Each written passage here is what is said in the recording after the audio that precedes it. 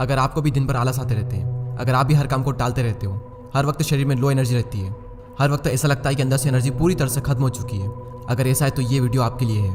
देखो, थोड़ा बहुत आलस तो सबको आता है, वो कोई बड़ी बात नहीं है, वो एक नेचुरल प्रोसेस होती है। जस्ट लाइक खाना खाने के बाद और दोपहर के 2 बजे हमें सबसे ज़्यादा आलस आते हैं, क्योंकि खाना खाने के बाद हमारा ब्लड जो होता है वो गाढ़ा हो जाता है और उसकी वजह से हमें नींद आती है, थकान महसूस होती है और बहुत ज़्यादा आलस आते हैं। और वो एक नेचुरल प्रोसेस है, वो कोई आलस नहीं है। और उसी तरह दोपहर के 2 बजे भी हमें सबसे ज़्यादा आलस आते हैं और वो भी एक नेचुरल प्रोसेस होती है। तो इसके लिए मैंने ये वीडियो नहीं बनाया है, लेकिन अगर हर वक्त आलस आते हैं, हर वक्त नींद आती है, किसी भी काम को करने में मन ही नहीं लगता, तो ये वीडियो आपके लिए है। देखो, हमारे आलस के पीछे कुछ कारण होते हैं और उन्हीं कारणों के बारे में आज की इस वीडियो में हम बात करेंगे और उसी के साथ सॉल्यूशन पर भी।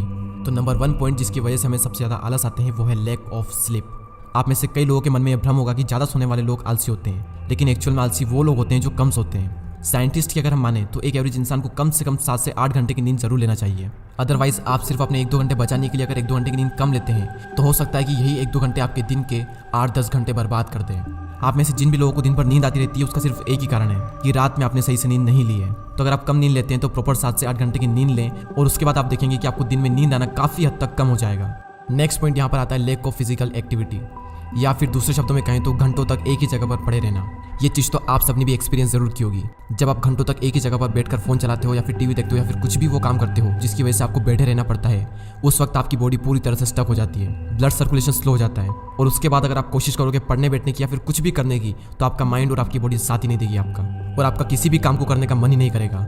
और उस वक्त आपको रियलाइज़ होगा कि मुझे तो आलस आ रहे हैं, मैं एक आलसी इंसान हूँ। तो यहाँ पर इसका एक सिंपल सा सोल्यूशन है कि सुबह उठकर 15 मिनट के लिए एक्सरसाइज जरूर करें और इसका असर आपको पहले दिन से ही दिखना शुरू हो जाएगा। और पूरी तरह से तो नहीं, लेकिन काफ़ी हद तक आपको आलस आना बंद हो जाएगा और आप पूरे दिन एनर्जेटिक और एक्टिव फील करोगे। और यहाँ पर मैं इसका एक और सोल्यूशन देना चाहूँगा कि काम के बीच में या फिर पढ़ाई के बीच में 10-15 मिनट के लिए वॉक पर कहीं चले जाएं और आप देखेंगे कि सिर्फ 15 मिनट की वॉक आने वाले 1.5 से 2 घंटे के लिए आपको चार्ज कर देगी। और बल्कि मैं तो ये कहूँगा कि फालतू के कामों को करने के लिए एक ही जगह पर बैठकर अपनी बॉडी और अपने माइंड की धज्जियाँ ना ही उड़ाएं तो ही अच्छा है।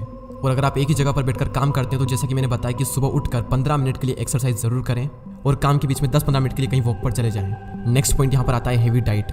जैसा कि मैंने वीडियो के स्टार्टिंग में कहा था कि हर इंसान को थोड़ा बहुत आलस तो आता ही है खाना खाने के बाद में और एक दोपहर के वक्त, लेकिन खाना खाने के बाद में कितना आलस आएगा ये इस बात पर डिपेंड करता है कि आपने कितना खाना खाया है और जो भी खाना आपने खाया है वो खाना कितना हेवी है। और अगर बहुत ज़्यादा तेल, घी और मैदा वाला खाना आपने खा लिया तो 3 से 4 घंटों के लिए तो आप भूल ही जाओ कि आपके अंदर एनर्जी आएगी।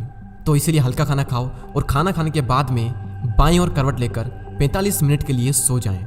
आप में से कई सारे लोग ये सोच रहे होंगे कि खाना खाने के बाद सोना कितना बुरा होता है शरीर के लिए, और मैं आपको कह रहा हूँ कि खाने के तुरंत बाद आप सो जाएं। खाना खाने के तुरंत बाद सोना बुरा होता है, मैंने माना, लेकिन रात के वक्त, लेकिन दिन के वक्त खाना खाने के बाद बाईं ओर करवट लेकर सोना शरीर के लिए बहुत अच्छा होता है। और ऐसा मैं नहीं कह रहा हूँ, ये बात कहे गए हैं राजीव दीक्षित जी। जापान में एक एक्सपेरिमेंट किया गया जिसमें एक ऑफिस के कुछ एम्प्लॉयज़ को खाना खाने के तुरंत बाद कुछ काम दिया गया और कुछ एम्प्लॉयज़ को खाना खाने के तुरंत बाद 45 मिनट के लिए बाईं ओर करवट लेकर सोने को कहा गया।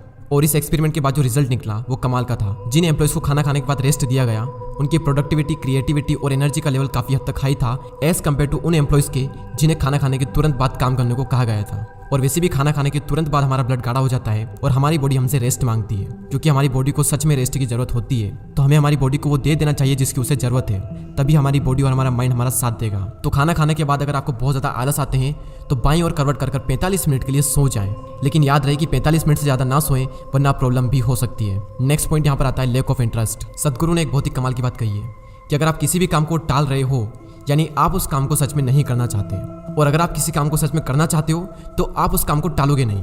जब भी आप वो काम करते हो जो आप नहीं करना चाहते तो आप उसे टालते हो। तो आप उस काम को कर ही क्यों रहे हो जिस काम को आप नहीं करना चाहते? वही काम करो ना जिसमें आपको इंटरेस्ट है। तो ना तो उस काम में आपको आलस आएंगे और करने में भी मजा आएगा, और ना ही आप उस काम को टालोगे। तो कोशिश करो जिंदगी में ऐसा काम करने की जिसमें सच में आपको इंटरेस्ट हो, जिसमें आपको मजा आए, वरना जिंदगी भर सारे तौर तरीके आजमा लो आलस दूर करने के, कुछ भी नहीं होगा तब तक जब तक कि आप वो काम नहीं करोगे जिसमें आपका इंटरेस्ट है। नेक्स्ट और बहुत ही प्रैक्टिकल पॉइंट, जब कोई भी काम अर्जेंट होता है या फिर हमारे अंदर इमरजेंसी वाली फीलिंग होती है, उस वक्त काम चाहे कितना भी मुश्किल क्यों ना हो आप उस काम को कर ही देते हो। इसलिए क्रिएट एन इमरजेंसी। एक लॉ है जिसका नाम है पार्किंसन लॉ।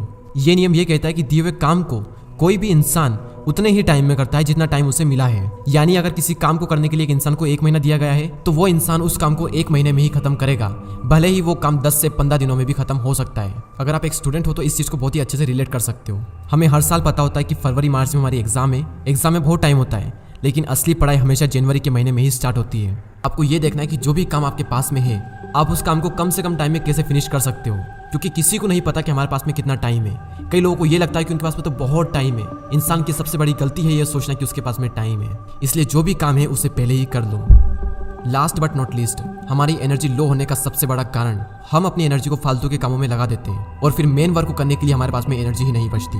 वो चाहे इलोन मस्क हो, जेफ बेजोस हो, कोई भी एथलीट हो या फिर वो आप ही क्यों ना हो, सबके पास अमाउंट ऑफ एनर्जी सेम है, लेकिन कौन उस एनर्जी को कहाँ पर लगाता है ये चीज़ मैटर करती है। आप दिन भर फोन चलाते हो तो उसमें भी आपकी एनर्जी वेस्ट होती है। आप कुछ भी काम करो उसमें आपकी एनर्जी वेस्ट होगी ही होगी। जिस तरह हमें फोन में 1.5 GB डाटा मिलता है और अगर उस 1.5 GB को हम दिन में ही खत्म कर दें और कोशिश करें उसे रात में यूज़ करने की, तो आप सबको पता है कि उसकी स्पीड क्या होगी। और उसी तरह हम पहले फालतू के कामों में अपनी एनर्जी को वेस्ट कर देते हैं और जब फिर शरीर में एनर्जी नहीं बचती है तब हम कुछ काम करने बैठते हैं और उसके बाद में हमें आलस आने लगते हैं। इसीलिए अपनी एनर्जी का सही से यूज़ करें, उसे फालतू के कामों में वेस्ट ना होने दें।